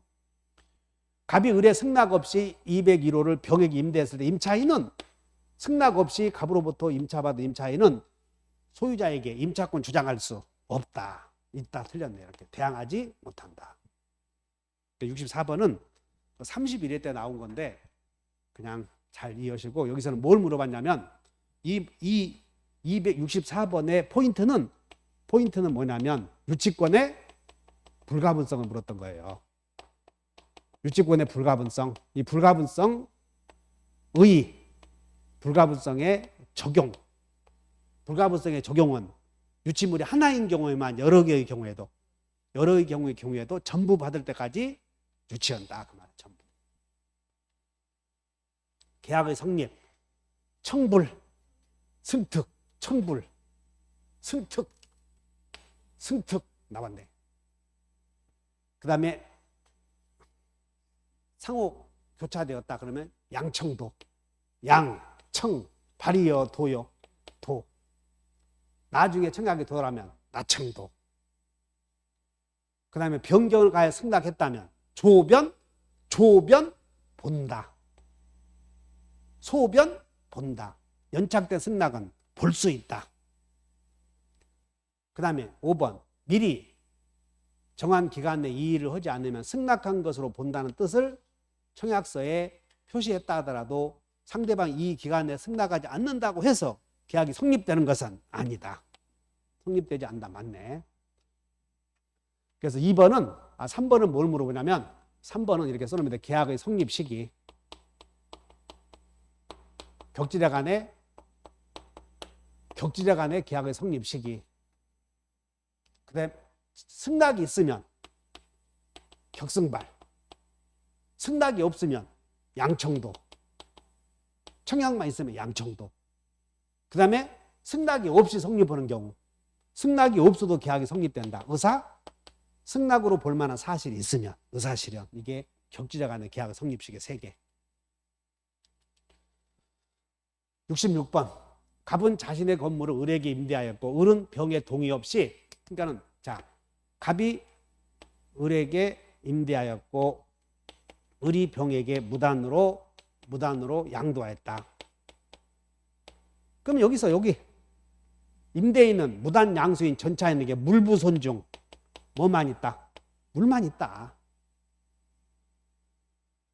그러면 여기 양도는 채권 양도. 그래서 계약이므로 유효. 그리고 채권 양도에 대한 통지나 동의는 대항 요건이므로 유효. 그 다음에 갑은 을과의 계약을 해지하지 않고, 자, 꼭 물어보는 게, 갑은 병에게 물부 손중 뭐만 있어? 손이 있다 틀렸지 않았어? 바로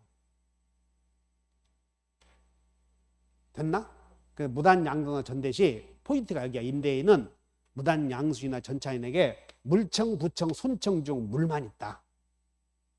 그 다음에 여기는 갑은 을과의 계약을 해지하거나 말 해지할 수도 있고 안 할 수도 있고, 해지 안 하면 차임지급 청구할 수 있다.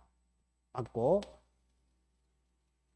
자, 을이 임차권을 양도했는데 여기 임차권의 양도가 임대인을 배신할 배신행위가 아니야.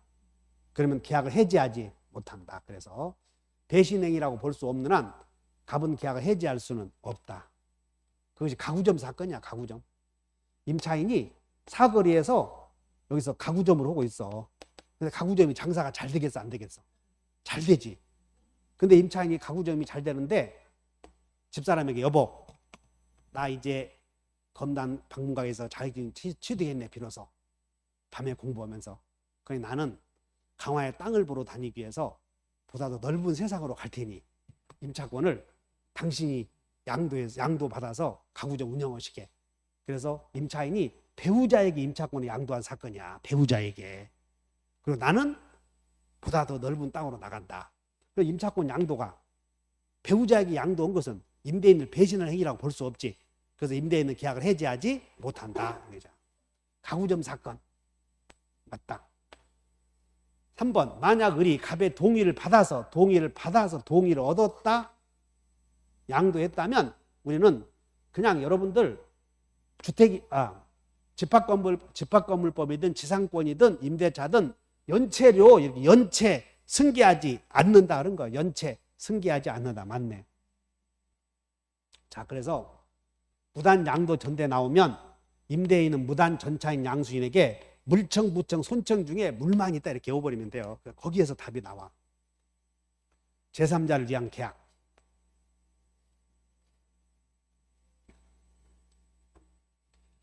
제3자를 위한 계약에서 틀려버리면 65점 맞아. 65점.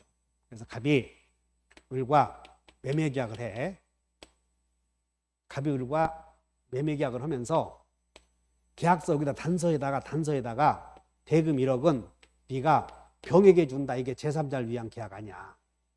그래서 을은 병에게 이렇게 토지를 이렇게 넘겨주면 대금을 이렇게 주지 않고 갑에게 대금을 지급해야 하는데 그 돈을 이렇게 주는 거지.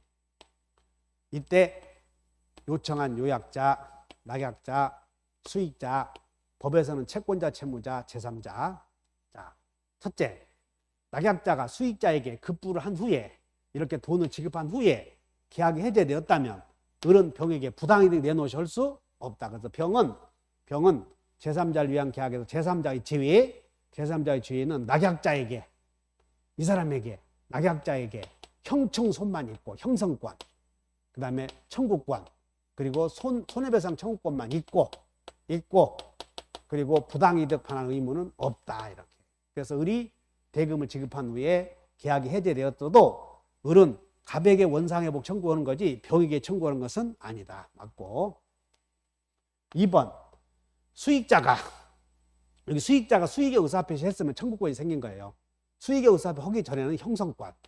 수익의 의사표 시스템은 청구권. 그러면 청구권이 생겼어도 갑이나 을이 계약을 약속을 안 지키면 요약자와 낙약자는 서로의 계약을 해지할 수 있는데 동의 얻을 필요 없어요. 없이 있다. 맞고.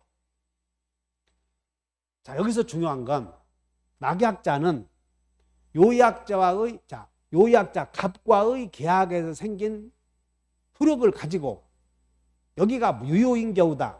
유효이면 갑이 토지 줄 때까지 대금 못 주겠다. 거절할 수 있다 해야 되는데 없다 해서 틀렸네. 제일 많이 틀린 부분이 여기다. 여기는 여기에 영향을 주지 않는다.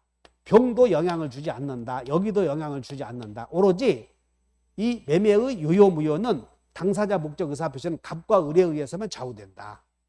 그럼 여기가 유효이면 돈은 지급하지 말고 유효이면 대금을 지급할 것이고 여기가 무효이면 아무리 선이라 하더라도 지급할 필요 없다. 그래서 대항할 수 있다 해야 틀렸다. 그 다음에 병존적 채무인수는 그냥 여러분들 병존적 채무인수는 제3자를 위한 계약이에요. 이게 무슨 뜻이냐면 갑이 을에게 돈을 1억을 줄 채무자예요. 갑이 채무자. 그런데 병이 갑아 네가 을에게 줄 채무를 내가 갚으마 이런 걸 이행인수라고 해요. 이행인수. 갑의 채무를 이 사람이 인수했지. 그랬어도 을은 아직 병과의 계약을 맺은 적이 없죠. 그래서 갑에게 돈을 받아야 돼. 대신 을의 승낙을 얻으면 이게 채무인수가 되지. 이때 채무인수는 승낙을 얻었으니까 면책적 채무인수가 돼요.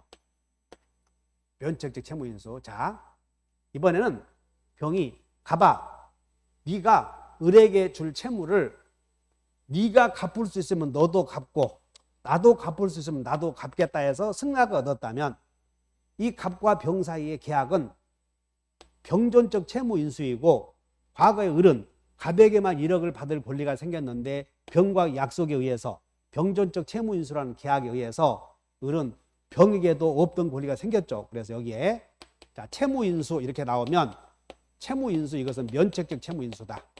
그럼 면책적 채무인수는 제3자를 위한 계약이 아니고 부가적 채무인수나 중첩적 채무인수는 제3자를 위한 계약이다. 이거는 중첩적 채무인수는 제3자를 위한 계약이다. 따라서 병존적 채무인수나 부가적 채무인수, 중첩적 채무인수는 제3자를 위한 계약이라고 볼 수 있다. 맞고. 계약 당사자가 제3자에 대하여 갖는 채권에 관해서 그 채무를 면제하는 계약도 제3자를 위한 계약에 준한다. 이것은 무슨 뜻이냐면 갑이 토지를 넘겨줄 테니 네가 돈을 나에게 1억을 다오. 대신 그 1억을 이렇게 주어라 하는 게 제3자를 위한 계약이야. 그런데 내가 토지를 너에게 넘겨줄 테니 대금 1억을 다오. 좋다. 매매가 이루어졌지. 그 대신 네가 나에게 1억을 주지 말고 병에게 받을 1억을 네가 면제시켜주라. 이렇게 받을 돈을 면제시켜주라 하면 결국은 을은 받을 돈 1억이 있었는데 그걸 면제시켜줬으니까 주는 셈 아니야. 그러므로 채무를 면제하는 계약도 제3자를 위한 계약에 준하는 것으로서 유효하다. 맞네. 수량지정. 자, 수량지정 나오면 실제 면적이 계약 면적이 미달한다. 그럼 수량지정 매매 나오면 수량부족 원시적 일부 불능은 선의여야만 된다. 자, 우리는 대금 감액을 청구해서 수량부족 원시적 일부 불능. 자, 이렇게 목적 달성 가능하면 대금 감액 손해배상. 목적 달성 불가능하면 해제 손해배상인데 선의해야지. 그러므로 목적 달성 가능하면 선의인 경우에는 대금 감액 그리고 손해배상. 목적 달성 불가능하면 계약을 해지하고 손해배상. 이때 우리가 여러분들 대금 감액을 청구할 수 있는 거 일수 쓴 사람만 깎아주실 수 있었죠. 그래서 일수가 누구냐면 일부타인 수량부족은 대금 감액 있다. 그래서 1번이 틀렸고. 그 다음에 수량부족은 선의만 인정돼. 악의 그러면 뒤에는 없다. 맞고. 그 다음에 잔존한 부분만이면 매수인이 이를 매수하지 않았을 것이다. 이게 목적 달성 불가능하다 그 말이야. 불가능. 그러면 선의의 매수인은 계약을 해지할 수 있다. 맞고. 담보 책임에 대한 권리 행사 기간, 제척 기간은 매수인이 그 사실 안 날로부터 1년이다. 그래서 저당권 전부 타인은 저전 없다. 자, 일부 타인, 수량 부족, 제한 물건은 1년, 물건은 6개월, 선의는 안날, 악의는 한날 이렇게 되네. 그래서 안날로부터다. 이때 안날이란 수량 부족 사실 안날이 아니라 수량 부족 부분을 넘겨줄 수 없다는 사실. 그래서 이거 주의하셔야 돼요. 불능 사실 안날이다. 불능 사실. 그 다음에 미달 부분의 원시적 불능을 이유로 계약 체결상의 과실 책임 물을 수 없다. 그래서 계약 체결상의 과실 책임은 원시적 불능으로 무효인 경우에 생겨. 자, 여기 정리해보죠. 5번. 원시적 전부 불능은 무효이고 계약 체결상의 과실 책임.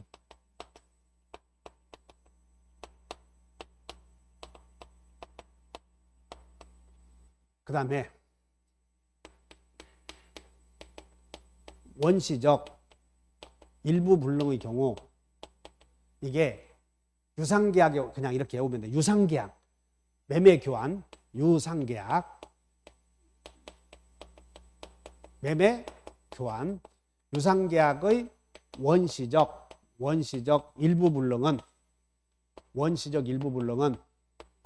유효이고 계약 체결상의 과실 책임이 아니라 매도인의 담보 책임으로 해결한다. 그러므로 여기 지금 매매는 유상계약이죠. 원시적 미달 부분이 일부 불능이야. 그러면 일부 불능을 이유로 계약 체결상의 과실 책임 물을 수 없다. 계약 체결상의 과실 책임은 무효일 때 생긴다. 매도인의 담보 책임은 유효일 때 생긴다. 그래서 이 두 부분 충돌되지 않도록. 69번 하자담보 책임. 우리가 하자담보 책임 나오면 추탈담보 책임과 우리 담보 책임의 유형에는 물건의 하자와 권리 하자 두 개 있잖아요. 그래서 물건의 하자를 그냥 하자담보 책임이라고 그래요. 하자담보 책임. 그리고 권리의 하자다 그러면 이거 써주든가 이걸 추탈담보 책임이라고 그러지.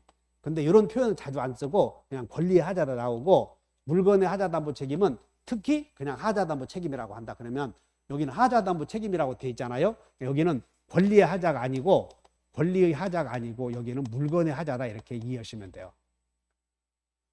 그러면 이건 뭘 물어보냐면 토지를 샀는데 건축 허가가 안 나서 물건의 법률적인 제약, 물건의 법률상의 장애 또는 제약은 권리의 하자냐 물건의 하자냐 판례는 물건의 하자에 해당한다. 그런데 권리의 하자다 틀렸고, 그 다음에 경매의 경우에는 물건의 하자에 대해서 담보 책임 물을 수 없다.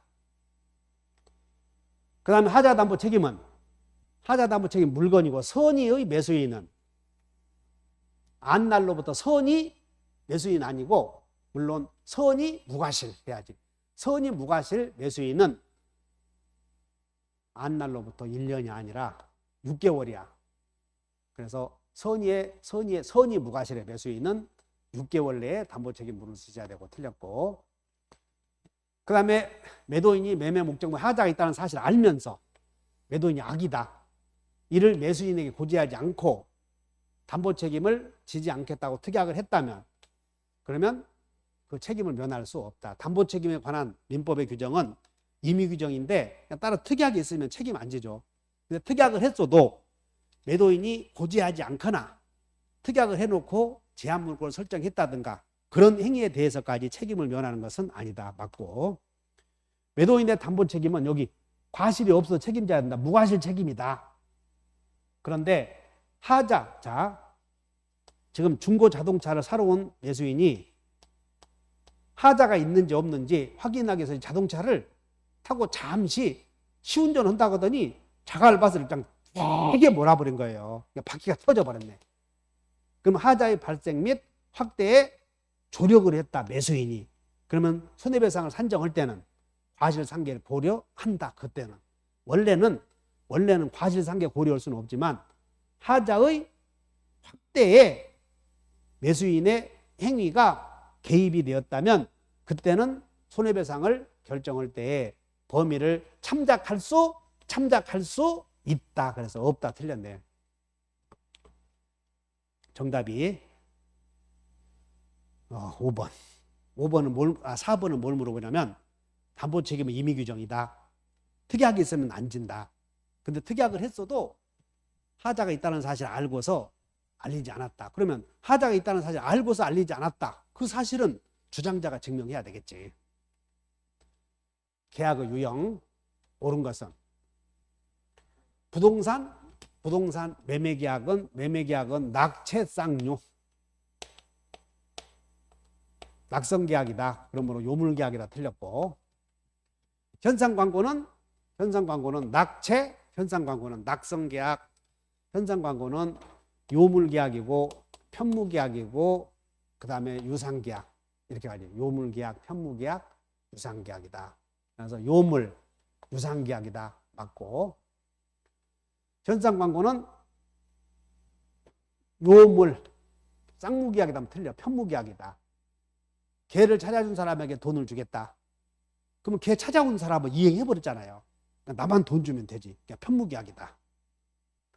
요물 편무계약이다. 쌍무계약이 틀렸고 교환은 낙채, 쌍류. 임대차 계약도 낙채, 쌍류. 근데 사용대차 계약이라고 했지? 그러니까 임대차는 유상계약, 사용대차는 무상계약. 여기가 틀렸네.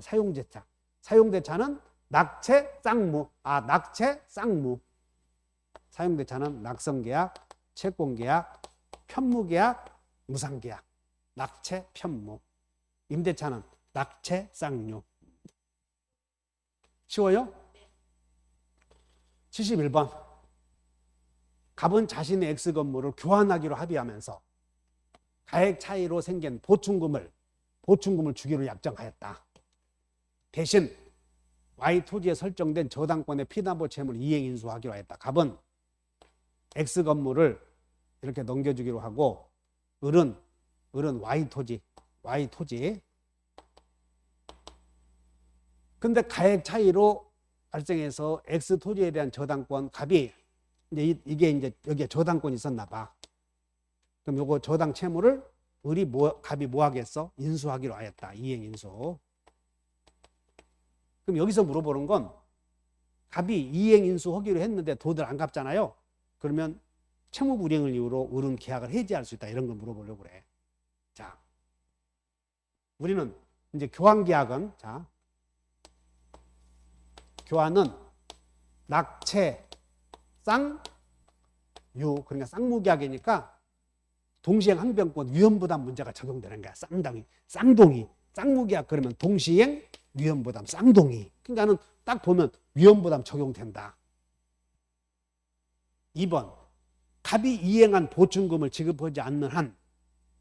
갑이 보충금 이행 인수하기로 한 보충금을 지급하지 않는 한 X건물의 소유권을 을에게 넘겨줬다 하더라도 특별한 사정이 없는 한 계약상 의무를 다 이행한 것이 이렇게 저당권이 있는 건물을 이행 인수하면서 또 안 왔잖아요. 갑이 돈을 갚아야 돼. 갚지 않으면 이게 경매로 날아가잖아. 그러면 교환계약의 의미가 없어지지. 그래서 을은 계약을 해지할 수 있다. 그래서 이행한 것이 아니다. 맞네. 그래서 여기서 을은 해지할 수 있다. 이걸 묻는 거예요. 3번. 여기 유상계약이다. 담보책임 진다 안 진다? 진다. 맞고. 4번. 갑이 피담보 채무의 변제를 게을리해서 저당권이 실행될 염려가 있어서 을이 피담보 채무를 변제했다면 규박 해지할 수 있다. 채무 불이행을 이유로 대신 갚았잖아. 대신. 그러니까 갑이 이행 인수한 돈을 갚지 않으면 을은 대신 갚고 교환계약을 해지할 수 있다. 맞고. 을이 시가보다 조금 높게 여기 교환계약을 할 때는 목적물의 가격에 대해 다소 뻥을 치지. 그건 사기요, 사기 아니야. 교환은 사기 아니다. 그래서 보충금을 지급하러 약정했다면 불법행위가 되지 않는다. 기망이 아니다. 그래서 없다 맞네. 없다 맞아. 그래서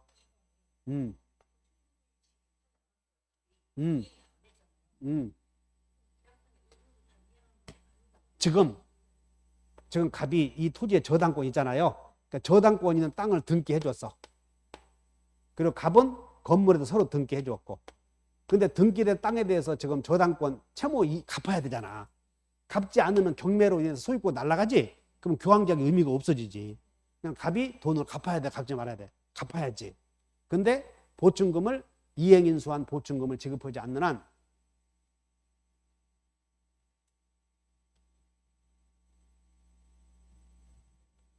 이 갑이 보충금 대신에 이행인수 했지. 그러니까 이행인수 했으니까는 보충금 지급한 것이 되지. 지급한 것이 돼. 그러니까 계약상 의무를 이행한 것이야, 이행한 것이 아니야. 이행한 거지. 근데 나중에 안 갚으면 이렇게 해지할 수 있어. 보충금 대신에 이행인수 했지. 이행인수 했으니까는 갑이 보충금 주기로 했는데 이 사람이 이행인수 했으니까는 갑은 채무 다 이행한 거지. 근데 나중에 이행인수한 갑이 채무를 이행하지 않으면 경매가 이루어지잖아요. 그럼 계약을 해지할 수 있지. 그래서 이행한 것이다. 2번이 틀렸고, 그 다음에 여기 해지할 수 있다. 요거 2개 물어보는 거예요. 계약금 틀린 거. 여기 계약금 포기 요구 해지하면 주고받은 것이 없죠. 그러니까 원상 회복할 여지가 없다. 맞고. 계약금 계약은 종된 계약이야. 주된 계약이 무효로 소멸하면 계약금 계약도 효력을 잃는다. 이건 계약금 계약은 종된 계약이다. 그 말이야. 실효가 된다. 맞고. 매매 계약 시 계약금의 일부만 먼저 지급하고 잔액은 나중에 지급하다 그러면 계약금 2천만 원 주기로 했는데 계약금 중 1,000만 원은 주고 나머지는 1,000만 원 나중에 지급했다면 계약금 계약은 불성립. 그러므로 배액 상환하고 해지할 수 없다. 불성립. 해지하려거든 1,000만 원 주기로 했는데 1,000만 원 주기로 했는데 500만 걸었다면 매도인 입장에서 받은 돈이 500 아니야. 굳이 계약금 계약을 이유로 해지하려거든 배액 주기로 한 돈 1,000만 원 배액 2,000 주고 해지할 수 있어. 받은 돈 500에 대한 배액 1,000만 원 주고 해지하는 게 아니라 받은 금액 하면 안 된다. 없다. 맞아. 그 다음에 우리 매매에 관한 규정은 전부 임의 규정이야. 그러니까 다 특약으로 계약의 효력을 정할 수 있어. 매매는. 그러므로 계약금을 포기하고 행사할 수 있다는 해제권은 합의로 배제할 수도 있다. 매매는 전부 무슨 규정? 임의 규정이다. 매매 교환 임대차까지 매매 교환까지 우리 시험에 들어가는 규정은 다 임의 규정. 그 다음에 계약금을 수수한 경우 특별한 사정이 없는 한 계약금은 위약금의 성질이 있다. 그래서 특별한 위약금이 성질을 가지려거든 계약금을 교부할 때 몰수 약정을 해야 돼. 몰수 약정 시 위약금의 성질을 갖지. 근데 그런 약정이 없으면 그냥 계약금을 수수했죠. 그러면 해추이다. 계약금은 해추이다. 해약금으로 교부한 것으로 추정한다. 그래서 5번은 틀린 거지. 위약금의 성질을 가지려거든 계약금 계약할 때 중도금 안 주면 몰수 오기로 한다. 약정을 해야 돼. 아무런 말 안 하면 해약금이다. 해추이다. 이해 가져요? 매매 일방 예약은 나중에 본계약을 체결해야 될 이행의 문제를 남겨놓지. 예약은 언제나 채권계약이야. 계약은 언제나 채권계약. 틀렸고. 물권계약이 아니다. 맞네. 아니다 그랬으니까. 저렇게 냈어. 그 다음에 매매 일방 예약은 상대방이 매매를 완결할 의사를 표시하는 때에 효력이 생긴다는 게 매매의 일방 예약은 이게 뭐냐면 예약 완결권 행사한다 이거야. 예약 완결권. 그러니까 예약 완결권은 형성권이다 이렇게 하셔야 돼. 형성권. 맞다. 그 다음에 예약 완결권 행사 기간 내에 행사하였는지에 관하여 당사자의 주장이 없어도 법원은 이를 고려할 수 있다. 예약 완결권 행사 기간은 제척기간이야. 제척기간. 그러면 제척기간의 도과 여부는 법관이 고려할 수 있다요. 해야 한다야. 제척기간은 고려해야 한다. 고려할 수 있다. 맞네. 그 다음에 예약 완결권 행사하기 전에 본계약 체결하기 전에 목적물이 전부 멸실되었다면 이제는 이행불능이 되었다. 행사할 수는 없다. 맞고.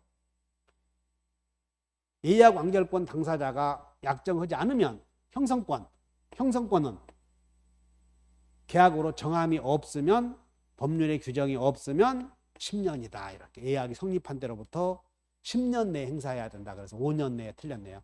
형성권은 행사 기간이 정함이 없으면 10년이고 이 예약 완결권 행사 기간은 약정은 요 약정 10년을 넘어도 된다. 이거 주의해야 돼. 예약 완결권 행사 기간은 20년으로 해도 돼. 20년으로. 근데 행사 기간을 안 정했다면 몇 년이야? 형성권은 10년. 5년이다. 틀렸네. 이렇게.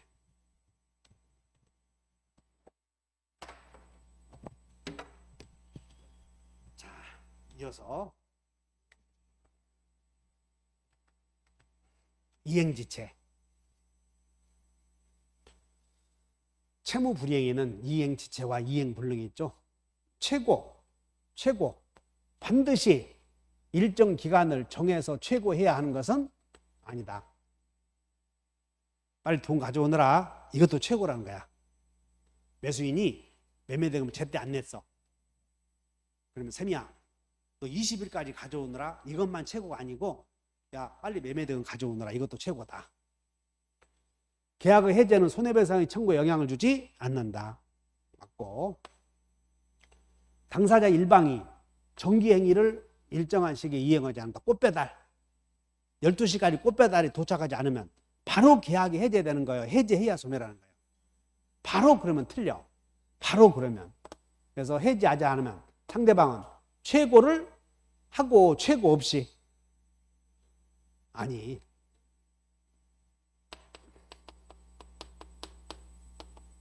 급정거 불사 특약시 해봤잖아. 급정거 물릉시에는 최고 없이 급정거 물릉시에는 최고 없이 최고를 한 후 틀렸고 그 다음에 계약의 당사자가 여러 사람이면 전원에게 해야 된다. 맞고 불가분성. 다만 전원에게 우리 시험에 동시에 해야 된다. 그러면 틀려. 이런 것들은. 당사자 일방이 채무 이행하더라도 상대방이 채무 이행할 수 없으면 명백하다. 이것은 이제 이행 거절인데 이행 거절의 의사가 있는지 없는지는 해제시를 기준으로 한다. 맞아 이거. 이행 거절의 의사가 있는지 없는지는. 그러니까 5번은 따로 외워야 돼요. 이행 거절의 의사가 있는지 없는지. 내가 매매대금 주더라도 매도인이 안 받을 것이 분명해. 그건 이행 거절이야. 그럼 이행 거절의 의사가 있는지 없는지는 이행기를 기준으로 해제할 때를 기준으로 해. 해제할 때를 기준으로 한다. 이거 2년 전에 나온 지문이니까 이건 따로 우리 중개사 시험에서만 나온 유일한 시험 문제예요. 이거. 75번 2024년 상가 건물을 10억 원에 10억 원이니까 969에 5437 서울은 9억 이하 초과했죠? 그럼 초과했다면 초과했을 때 상인법이 적용이 안 되는데 예외적으로 몇 개만 적용되는 게 대권 3기 요구 코로나, 대항력, 권리금 회수, 3기 연체, 갱신 요구, 감염법상 코로나 해지. 자, 1번 계약 갱신 요구는 할 수 있지. 그래서 근데 여기서 임차했는데 여기서 우리 기간을 정했는가 이런 거 잘 봐야 돼. 근데 기간을 정했다는 말이 없잖아 지금. 그래서 계약갱신 요구권은 최초 임대차 기간을 포함한 10년을 초과하지 않는 범위 내에서만 할 수 있다. 맞아? 갱신 요구는 10년을 넘지 않아야지. 맞고. 이거 물어봤어. 갱신 요구. 2번. 가불간의 계약을 6개월로 정했대. 6개월로. 그럼 6개월로 정했다면 여기는 최단 기간은 적용되지 않지. 그냥 유효하다고 주장할 수 있다. 갱신 요구에 따라 갱신되는 임대차는 전 임대차와 동일한 조건으로 다시 임대한 것으로 본다. 맞고. 임대차 종료 후 보증금이 반환되지 않은 경우 임차인은 X건물이 소지하는 관할 법원에 등기명령 신청할 수. 여기 등기명령 신청할 수 없지. 왜? 여기 없잖아. 등기명령 제도는. 대권 3기 요구 등기명령은 없지. 그러니까 있다. 틀렸네. 5번 X건물이 경매로 매각이 되면 X건물이 경매로 매각이 되면 우선 변제권 없다. 맞네. 대권 3기 요구 코로나 해지. 그래서 여기는 우선 변제권 물어봤고 임차권 등기명령제도 물어봤어요. 등기명령 없다. 우선 변제 없다. 대항력 있다. 이런 거. 그 다음에 갑은 을의 저당권이 설정되어 있는 병소유의 주택을 병으로부터 보증금 2억 원에 임차하여 갑은 을 소유의 건물에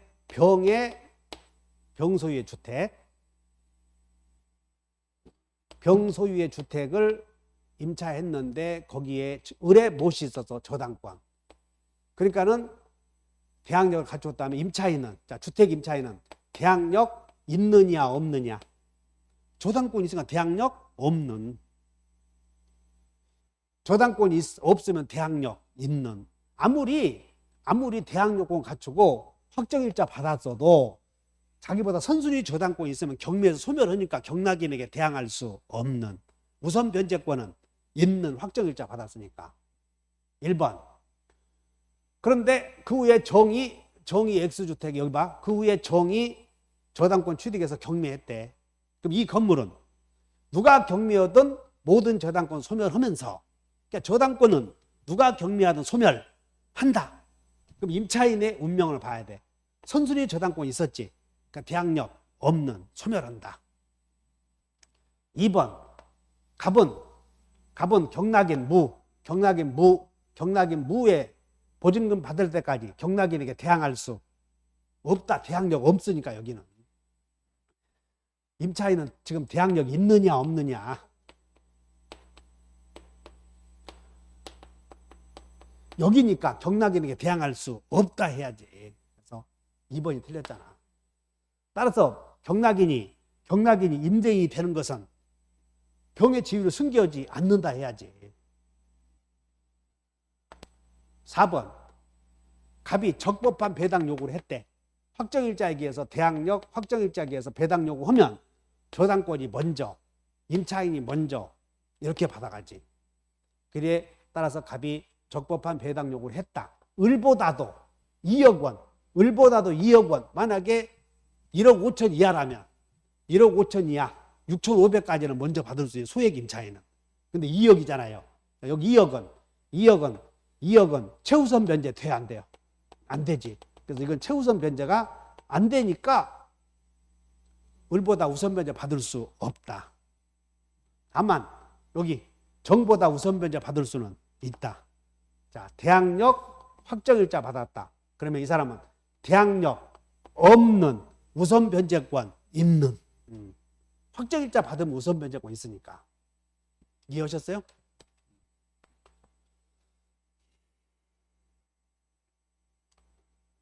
조세포탈 회피 목적이니까 실명법의 적용 대상이다. 회피 목적이므로 실명법의 적용 대상이다. 배우자.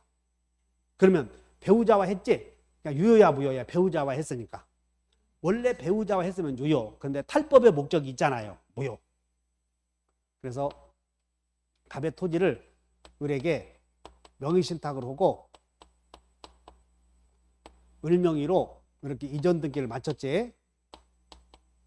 을명의로. 그럼 명의신탁 무효. 등기도 무효. 그럼 갑은 무효등기 명의인에게, 소유자는 무효등기 명의인에게 등기회복 청구할 수 있다. 그래서 갑은 을에 대하여 소유권 주장할 수 없다. 틀리지 않았어. 1번은. 이건 뭘 물어보냐면 갑이 을에게 등기해 주었을 때는 무효등기이고 이것은 반사이득 행위가 아니다 그 말이야. 그래서 불법 원인급여가 아니다 그런 뜻이라고. 그러니까 이거는 불법 원인급여가 아니다 그냥 주장할 수 있다 해야지. 무효니까. 소유자는 무효등기 명의인에게 물부손 있다 해야 돼 지금. 그런데 이 명의신탁의 무효는 우리 명의신탁의 무효는 총칙에서 배우면서 절대적이야, 상대적이야. 상대적 무효가 비통신이 있었잖아. 그래서 명의신탁의 무효는 제3자에게 대항하지 못한다. 그러므로 X토지를 지금 을이 병에게 판 게 아니고 갑이 병에게 팔았지? 그럼 이 갑이 병에게 판 건 여기 타인 권리 매매예요, 자기 권리 매매예요.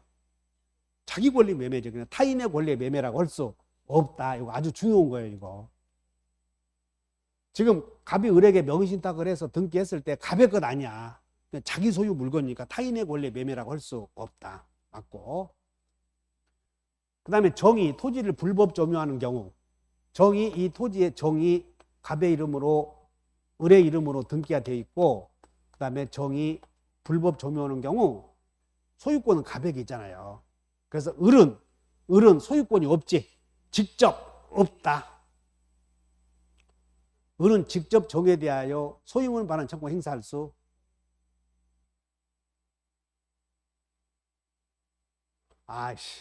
목적으로 하지 않고 했네. 잘못했어. 목적으로 하지 않고 나는 목적으로 하고 잘못했어. 그냥 명의신탁은 유효, 등기도 유효. 그럼 대외적 소유자는 누구? 을. 갑은 을에게 소유권 되돌려 달라 할 수 아니, 언제든 해지해서 이전해 갈 수가 있어. 명의신탁 약정 유효인 경우는 언제든 해지해서 이전 등기 해갈 수가 있다고.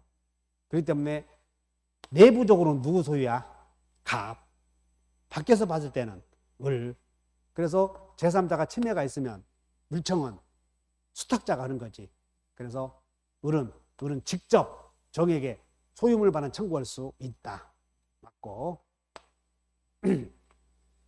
그 다음에 지금 대외적으로 을의 소유 아니야.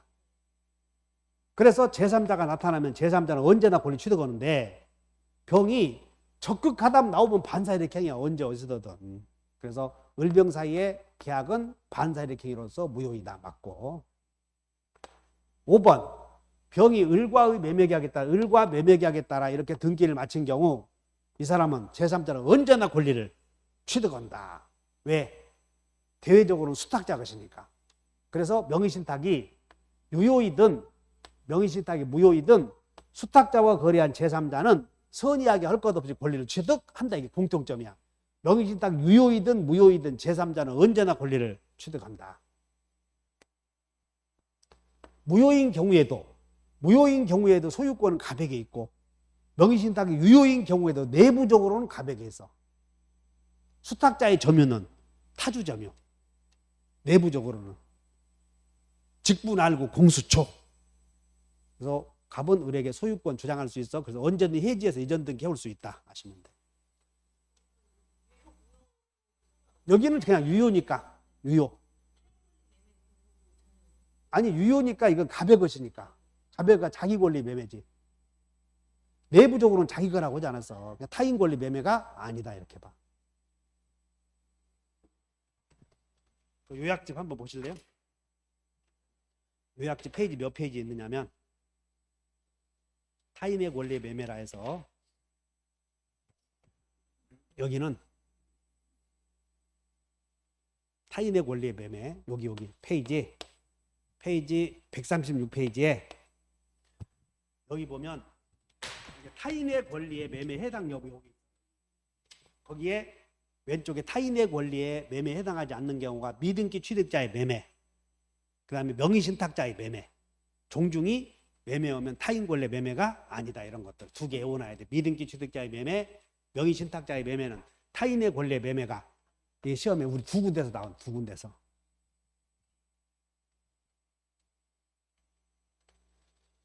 그 다음에 선순위 담보권 등이 없는 주택에 대하여 여기 그러니까 선순위 담보권이 없으니까 대항력 있는이잖아. 임차인이. 대항력 없느냐 있느냐? 있는. 1번 임차권은 상속인에게 승계될 수 있다. 2번 임차인의 우선 변제권은 대지의 환가대금에도 다 미쳐. 그런데 최우선 변제권이 최우선 변제권은 대지에 미치지만 최우선 변제권은.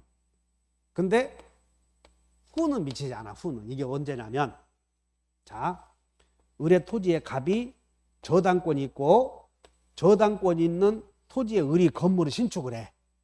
그리고 그 건물을 병이 임차에 있는데 이 임차인 소액 임차인이야. 그럼 이 소액 임차인은 건물에 대해서는 당연히 최우선 변제 있지. 근데 땅에 대해서도 있느냐 그 말이야. 그래서 땅에 대해서 이 사람에게 최우선 변제 인정하면 저당권 성립 건물이 없었잖아요. 이 사람에게 저당권에 피해를 주니까 저당권 성립 후 건물을 축조한 임차인에게는 땅에 대해서만큼은 최우선 변제권 인정되지 않는다. 그래서 우리는 어떻게 배웠냐면 후후 세칙이 없다. 후후 세칙이 없다. 네, 외우셔야 돼. 근데 여기는 세칙이요. 세칙이가 아니야. 여기 우선 변제권은 세칙이가 아니고 여기에 최우선 변제권이 세칙이 최우선 변제권. 그래서 여러분들이 후후 세칙이 없다 이렇게 외워야 돼. 후후 세칙이 없다. 근데 여기는 세칙이를 묻는 게 아니죠. 그래서 우선 변제권은 건물에도 미치고 대지에도 미친다. 다 있어. 틀렸어. 임대차가 묵시적으로 갱신이 되면 주택이지 주택? 주택이니까 몇 년? 2년 본다. 임차인이 경매 절차에서 여기 중요한 거 임차인이 지가 경락을 받아버렸대. 그 임차인이 건물의 소유권 취득했으면 지가 임대인이 되었지. 그럼 원래 임대인에게 보증금 받을 채권이 소멸해버려. 그래서 임대인에 대한 보증금 채권은 소멸한다. 청구할 수 없다. 맞고. 그 다음에 임차인의 보증금 채권이 가압류된 상태에서 그 주택이 양도되면 가압류 채권자는 제3 채무자의 지위를 승계한다. 그래서 양수인에 대해서만 가압류 효력을 주장할 수 있다. 맞지? 임차주택의 양수인은 임대인의 지위를 승계한 것으로 본다. 그랬으니까. 이해 가셔요? 79번. 집합건물의 소유 및 관리에 관한 법률 5분의 4. 5분의 4가 몇 개 있죠? 4개. 하나는 재건축. 또 공용 권리 변경이 있는 권리 변동이 있는 공용부분 변경. 여기서 공용부분의 변경은 3분의 2야. 3분의 2. 근데 권리 변동이 있는 공용부분의 변경 나오죠? 이것은 5분의 4. 페이지 여러분 도예집 필수서가 몇 페이지 있냐면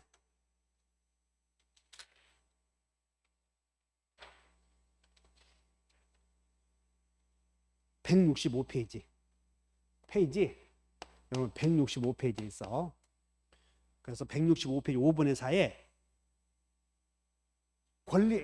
공용부분의 변경 나오잖아. 여기 공용부분의 변경은 얼마냐면 3분의 2야. 3분의 2. 왼쪽에 2번 3분의 2. 근데 그 말 앞에 권리 변동이 있는 이런 말이 들어가잖아요. 그럼 5분의 4야 이렇게. 그래서 권리 변동이 있는 공용부분 변경 얼마? 5분의 4. 그 다음에 공용부분의 복구. 멸실된 공용부분을 복구하려고 했더니 이 복구 비용이 건물값 2분의 1을 초과하면 5분의 4의 동의. 그래서 같이 외워야 돼. 5분의 4 이상의 결의가 몇 개 있어야 돼? 3개, 3개. 근데 과거에 서면을 통한 결의 있었잖아. 서면 결의는 5분의 4 이상의 결의를 얻으면 집회의 결의가 있는 것으로 간주했는데 이제는 서면 결의가 4분의 3으로 갔으니까 이거 주의하셔야 돼. 서면에 의한 합의는 얼마 이상? 4분의 3. 이거 주의하셔야 돼. 여기 공용부분의 변경은 얼마? 3분의 2. 규약의 폐지는 4분의 3. 경매 청구 4분의 3.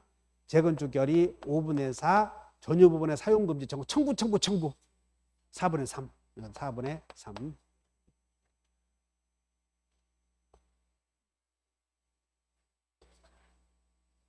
근데 지금 8시 되는 거예요.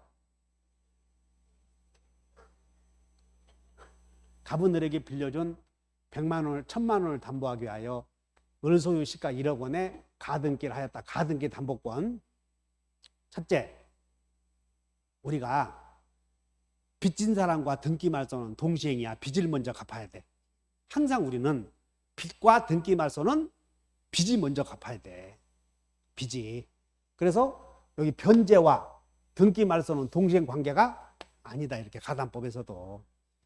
그러니까 빚과 등기 말소는 빚진 사람이 먼저 갚아야 돼. 왜 등기 말소 해놓고 빚 도망가 버리면 안 되잖아. 그래서 변제가 빚이거든. 빚, 채무. 그러니까 빚을 먼저 갚아야 돼. 이해하셨어? 그 다음에 잔금 지급과 소유권 이전은 동시행이지. 그러니까 청산금 지급과 소유권 이전 등기는 동시행이야. 그래서 여기서 동시행 관계 있는 게 가담법에서 동시행 관계 있는 게 물어보는 게 두 군데야. 이거 청산금 지급은 잔금이니까 동시행. 변제와 등기 말소는 동시행이 아니다. 1번이 틀렸고, 그 다음에 청산기간 내에 가등기에 기한 본등기를 마치면 전부 무효. 그 다음에 2번 의리. 청산기간 지나기 전에 청산금 청구권의 이걸 물어본다고. 청산기간 경과 지나기 전에 청산금 청구권의 양도는 유효기는 유효인데 이로써 제3자에게는 대항할 수가 없어. 채권 양도했어도 후순위에게는 대항 못한다. 그 말. 후순위에게는. 그러니 이 병이 후순위 저당권 갖고 있다. 4번 후순위 저당권자는 청산기간 동안에는 변제기 도래 전이라도 경매할 수 있다. 맞고, 그 다음에 갑의 가등기 담보권 실행을 위한 경매 절차에서 경락인이 소유권 취득하면 가등기 담보권을 소멸한다. 경매에서는 가등기 담보권은 저당권과 같다. 그러므로 경락에 의해서 가등기 담보권을 소멸한다. 자, 이렇게 해서 마쳤는데 그냥 한 난이도는 그렇게 어려운 지문은 아닌 것 같네요. 근데 이제 어렵다 쉽다의 판단은 그냥 아냐 모르냐지. 여러분 쉽다 어렵다 이걸로 구별하지 마시고 아냐 모르냐 우리의 관건은. 적어도 검단 방문과학 출신이라면 아냐 모르냐 이걸 갖고 공부하시라. 자, 고생하셨습니다. 박수도 그래도 노란이야.